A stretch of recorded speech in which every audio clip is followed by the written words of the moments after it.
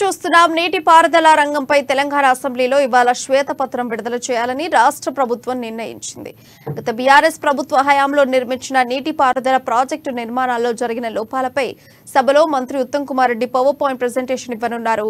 గత ప్రభుత్వం చేసిన అక్రమాలన్నీ వెలుగు చూసేలా శ్వేతపత్రం ఉండాలని రేవంత్ సర్కార్ నిర్ణయించిన నేపథ్యంలో 2014 నుండి 23 వరకు చేపట్టిన ప్రాజెక్టులన్నింటినీ ప్రధానంగా శ్వేతపత్రంలో పేర్కొననున్నారు.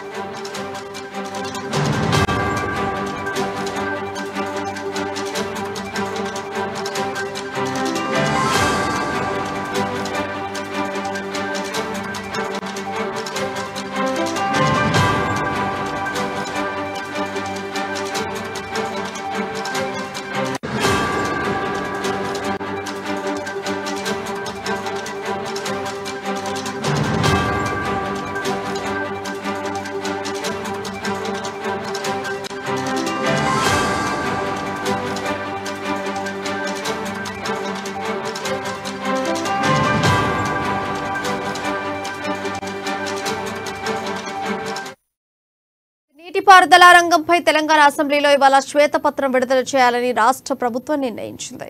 గత బీఆర్ఎస్ ప్రభుత్వ హయాంలో నిర్మించిన నీటిపారుదల ప్రాజెక్టుల నిర్మాణాల్లో జరిగిన లోపాలపై సభలో మంత్రి Uttam Kumar Reddy PowerPoint presentation ఇవ్వనున్నారు.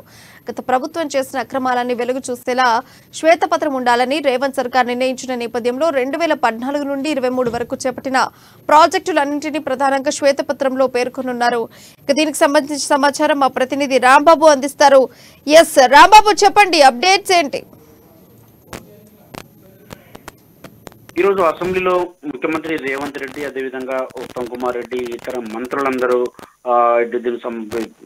స్వల్పకాలిక చర్చలో పాల్గొనాలని చెప్పేసి భావిస్తున్నారు. ముఖ్యంగా నీటిపారుదల రంగానికి సంబంధించినటువంటి 2014 నుండి 2023 వరకు గత బీఆర్ఎస్ ప్రభుత్వానికి సంబంధించినటువంటి నీటిపారుదల రంగానికి సంబంధించినటువంటి మొత్తం ఎన్ని ప్రాజెక్టులు నిర్మించారు, ప్రాజెక్టులను నిర్మించినటువంటి ఖర్చులు ఎంత, దానికి సంబంధించినటువంటి ఎంత అవినీతి అని చెప్పేసి దానిపైన ఇప్పటికే కాగ్ రిపోర్ట్ వచ్చినటువంటి నేపథ్యంలో వీటన్నిటిపైన కూడా అసెంబ్లీలో చర్చించాలని చెప్పేసి భావిస్తున్నారు. అందుకొరకే నిన్న నీటిపారుదల రంగానికి సంబంధించినటువంటి శ్వేతపత్రం విడుదల సందర్భంగా స్పీకర్ కూడా అన్ని పక్షాలను పిలిచి కూడా మాట్లాడినటువంటి పరిస్థితి ఉన్నది. ఈ రోజు 10 గంటలకు అసెంబ్లీలో శ్వేతపత్రం విడుదల చేసిన తర్వాత దీనిపైన స్వల్పకాలిక చర్చ ఉంటుంది. ఈ చర్చలో ఇప్పటికే ఇటు బీఆర్ఎస్ పక్షం కానీ, అదేవిధంగా ఇటు అధికార పక్షం కానీ ఇటు చర్చించేందుకైతే రెడీ అయిపోయాయి. దానికి సంబంధించి అంతా సమాచారాన్ని కూడా సేకరించుకోవడం జరిగింది. దాంతో పాటుగా ఇతర ఆయా జిల్లాలకు సంబంధించినటువంటి ముఖ్య కేఆర్ఎంబి పరిధిలో ఉన్నటువంటి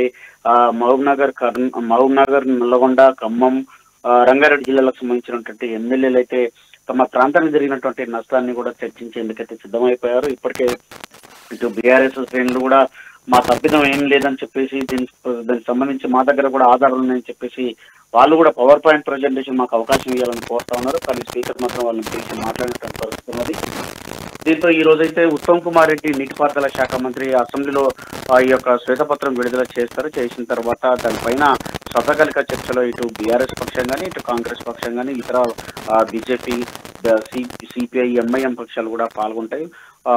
దీంతో నిన్న కాగ్ నివేదిక మొన్న ఏదైతే ప్రవేశపెట్టిందో కాగ్ నివేదికలో ఇప్పటికే ఇటు కాళేశ్వరం ప్రాజెక్టుకు సంబంధించినటువంటి భారీ స్థాయిలో మొత్తం ఇటు కాగ్ నివేదిక పైన కూడా చర్చించడానికి ప్రభుత్వం అన్ని రకాల ఏర్పాట్లు చేసుకున్నది. మరొక వైపు ఇటు గోదావరి రివర్ మేనేజ్మెంట్ బోర్డు, అదేవిధంగా కృష్ణా రివర్ మేనేజ్మెంట్, ఈ 2 బోర్డులకు సంబంధించినటువంటి ప్రాజెక్టులకు ఎన్నైతే ఉన్నాయో ఈ ప్రాజెక్టులలో జరిగినటువంటి మొత్తం అవినీతికి సంబంధించినటువంటి అంశం కానీ, లేకపోతే నీటి పారుదల రంగానికి సంబంధించినటువంటి నీటి ఒప్పందాలు కానీ, రాష్ట్ర ప్రయోజనాలకు భంగం కలిగేటువంటి చర్యలు కానీ వీటన్నిటిపైన ఈ యొక్క షార్ట్ డిస్కషన్ లో అయితే చర్చించేటువంటి అవకాశం ఉంది. Priya, thank you.